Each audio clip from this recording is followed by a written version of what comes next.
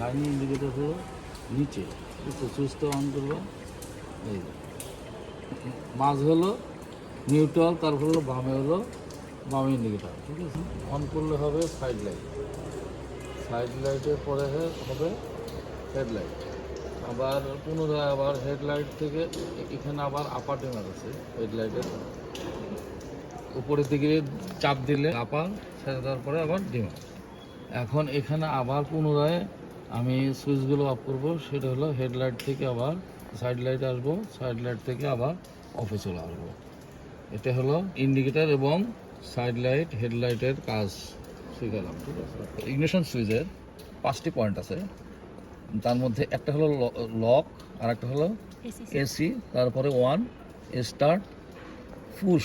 প্রথমে আপনাকে কী করতে হবে, পুশ করতে হবে। পুশ করার পরে চাবিটা ঢোকানোর পরে লক খুলতে হবে, ডাইনে এবং বামে একটু নাড়াচাড়া দিয়ে চাবিটা অন করলেই কী হবে, চাবিটা অন করলেই খুলে যাবে, ঠিক আছে। তারপরে এসিতে যেতে হবে, তারপরে ওয়ানে যেতে হবে, তার 30 সেকেন্ড পর পর একটা ইভেন্ট, তারপরে ফুল ক্লাস করে স্টার্ট করতে হবে, ঠিক আছে। আবার সেম অনুরূপ আবার স্টার্টকে অফ করবো, প্রথমে 30 সেকেন্ড পর পর আবার ইয়ে করবো, স্টার্ট থেকে অন, অনে থেকে আবার এসির থেকে আবার লকে চলে আসবো, ঠিক আছে।